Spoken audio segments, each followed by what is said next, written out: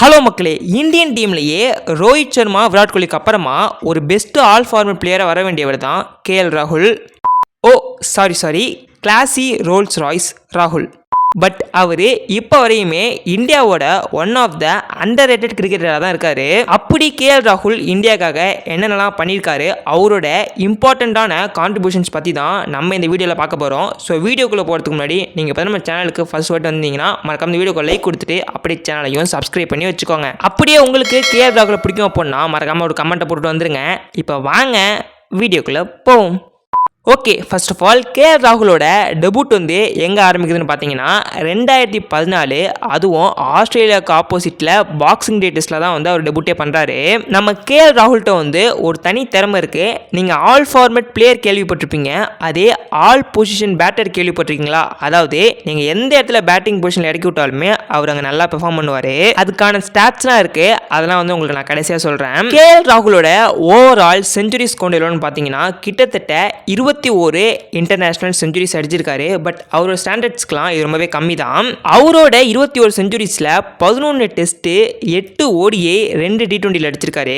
அவர் அடித்த அந்த 11 டெஸ்ட் செஞ்சுரியில் என்ன ஒரு இன்ட்ரெஸ்டிங்கான ஃபேக்டர் அப்படின்னா, பொதுவாக வந்து டெஸ்ட்டில் வந்து செஞ்சுரி அடிக்கிறதே கஷ்டம். அதுவும் அவேல அடிக்கிறதுனா ரொம்ப கஷ்டம், சேனாவில் போய் அடிக்கிறதுனா ரொம்ப கஷ்டம். பட் கேஎல் ராகுல் அடித்த 11 டெஸ்ட் செஞ்சுரியில் 9 செஞ்சுரி அவே, அதில் 7 செஞ்சுரி சேனா கண்ட்ரீஸில் அடித்தது. இதிலே புரிஞ்சுக்க வேணாமா அவரோட ஸ்டாண்டர்ட்ஸு, அவர் எப்படிப்பட்ட குவாலிட்டியான பிளேயர் அப்படின்னு. பட் இதில் என்ன ஒரு சோகமான விஷயம் அப்படின்னா, அவர் வந்து அவேல கிட்டத்தட்ட 9 செஞ்சுரி வச்சிருக்காரு, ஆனால் ஹோமில் வெறும் 2 செஞ்சுரி தான். தலைவர் ஹோம்லையும் பயங்கரமாக ஆடிந்தார் அப்படின்னா கிட்டத்தட்ட அவர்கிட்ட 30-40 ஓவரால் செஞ்சுரிஸ் இருந்திருக்கும். ஏன்னா அந்த அளவுக்கு ஒரு குவாலிட்டியான பிளேயரு. நம்ம கேஎல் ராகுலை பொறுத்தவரையுமே ஒரு தாறுமாறான ஓப்பனரு, 3 ஃபார்மேட்லையும் சரி சூப்பராக பிளே பண்ணுவார். பட் டீமோட காம்பினேஷனுக்காக நிறைய வருஷம் ரொம்பவுமே கீழே வந்து அவரோட பேட்டிங் பொசிஷனை விட்டு கொடுத்து ஆடி இருக்காரு. ஏன் ப்ரோ இவருக்கு இவ்வளோ ஹைப் தரேன்னு கேட்டிங்கன்னா, அவரோட ஒவ்வொரு பேட்டிங் பொசிஷன்லையும் ஓடிஐயில் அவரோட ஆவரேஜ் சொல்கிறேன் கேளுங்க. ஓப்பனிங்கில் கிட்டத்தட்ட 43 ஆவரேஜ் வச்சிருக்காரு. நம்பர் 3ல 25 ஆவரேஜ், வெறும் 3 இன்னிங்ஸ் மட்டும் தான் பிளே பண்ணியிருக்காரு. ஸோ வந்து அதை வச்சு நம்ம அவர் ஜட்ஜ் பண்ண முடியாது. நம்பர் 4ல 55 ஆவரேஜ் வச்சிருக்காரு. நம்பர் 5ல 64 ஆவரேஜ் வச்சிருக்காரு. அண்ட் நம்பர் 6ல 43 ஆவரேஜ் வச்சிருக்காரு. இப்போ புரியுதா கேஎல் ராகுல் வந்து எவ்வளோ ஒரு குவாலிட்டியான பிளேயர் அப்படின்னு. ஏன்னா அவரோட பேட்டிங் பொசிஷனில் மாற்றி இறக்கி விட்டாலுமே அங்கேயும் பயங்கரமான ஆவரேஜ் வச்சிருக்காரு. ஓகே, இப்போ நம்ம கேஎல் ராகுலோட ரொம்பவுமே இம்பார்ட்டண்ட்டான கிரைசிஸ் நாக்ஸ்லாம் பார்ப்போமா. 2021 இந்தியா vs இங்கிலாந்து டெஸ்ட்டு, அதுவும் லார்ட்ஸில்.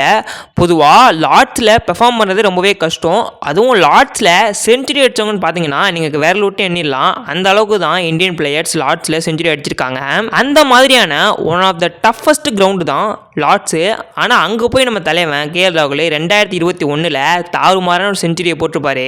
இந்தியா அந்த சீரீஸை ஜெயிச்சதுக்கு இந்த மேட்ச் வந்து ஒரு முக்கியமான காரணமாக இருந்துச்சு. பட் அங்கே அதையும் ஒரு பெரிய விஷயம் என்னன்னு பார்த்தீங்கன்னா, லார்ட்ஸ் ஹானர் போர்டில் நம்ம தலைவன் கேஎல் ராகுல் அவரோட பேரை எழுத வச்சாரு. அதெல்லாம் ஒரு பெஸ்ட் மொமெண்ட்னே சொல்லலாம் கேஎல் ராகுலோட கிரிக்கெட்டிங் கெரியரில்.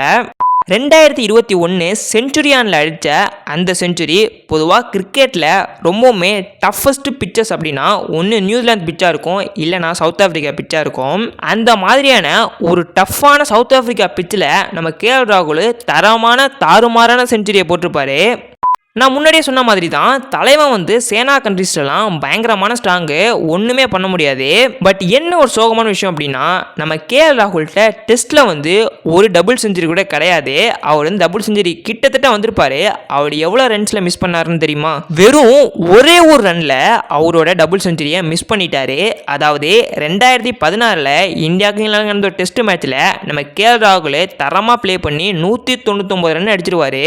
அந்த ஒரு ரன் அடித்தா டபுள் செஞ்சுரிங்கிற நிலைமைக்கு வரப்ப டிஃபென்ஸ் வைக்க போய் அவுட் ஆயிடுவாரு. அதை மட்டும் அடிச்சிருந்தாரு அப்படின்னா அவருக்கு கண்டிப்பாக டெஸ்ட்டில் ஒரு டபுள் செஞ்சுரி இருந்திருக்கும். பட் பரவாயில்ல, இன்னும் டைம் இருக்குது. அவர் இப்போ நினச்சா கூட நிறைய டபுள் செஞ்சுரி அடிக்கலாம். நம்ம கேஎல் ராகுல் டெஸ்ட்டில் மட்டும் இல்லை ஒயிட் பால்லையுமே ஒரு தரமான பிளேயர் தான். 2023 ODI வேர்ல்ட் கப்பில் இந்தியாவுக்கும் ஆஸ்திரேலியாவுக்கும் ஒரு மேட்ச் நடந்திருக்கும். அப்போ இந்தியன் டீமு 6-3ன்னு சொல்லிட்டு ஒரு பயங்கரமான ப்ரெஷரில் இருப்பாங்க. அப்போ வந்து நம்ம தலைவன் கேஎல் ராகுல் கட்டையை போட்டு தாறுமாறாக ப்ளே பண்ணி கோலியோட ஒரு தரமான பார்ட்னர்ஷிப்பை கொடுத்து 97 நாட் அவுட்டில் மேட்சை ஜெயிச்சு கொடுத்துருப்பாரு. முக்கியமான மேட்சஸ்லையுமே நம்ம கேஎல் ராகுல் ரொம்பவே தாறுமாறாக பெர்ஃபார்ம் பண்ணுவார். பட் தலைவனை எல்லாருமே கிரிட்டிசைஸ் பண்ணுற ஒரே ஃபார்மேட் அப்படின்னா அது T20 தான். ஆனால் T20லுமே தலைவன் நிறைய ரெக்கார்ட்ஸ் பண்ணியிருக்காரு. கிட்டத்தட்ட இந்தியாக்காக 2 T20 செஞ்சுரி அடிச்சிருக்காரு. அதுலேயும் 2021 இங்கிலாந்துக்கு எத்தாப்பில் ஒரு செஞ்சுரி அடிச்சிருப்பாரு. அந்த செஞ்சுரியெலாம் இந்தியன் டீம் ஹிஸ்ட்ரியிலேயே ஃபஸ்ட்டு பிளேயரு சேஸில் வந்து ஒரு T20 மேட்ச்சில் செஞ்சுரி அடிக்கிறதுக்கு அந்த மாதிரி ரெக்கார்ட்லாம் வச்சிருக்காரு. இவ்வளோ ஏன் IPL பற்றி எடுத்துட்டா கூட IPLலையும் KL ராகுல் எக்கச்சக்கமான ரெக்கார்ட்ஸை கிரியேட்டும் பண்ணியிருக்காரு, பிரேக்கும் பண்ணியிருக்காரு. தலைவனோட பிரைம்லாம் அந்த 2018, 19, 20 இந்த 3 சீசன்லையுமே பயங்கரமாக ப்ளே பண்ணியிருப்பாரு. அதுவும் 2020லாம் 670 ரன் அடிச்சு ஆரஞ்சு கப்பையும் வாங்கியிருப்பாரு.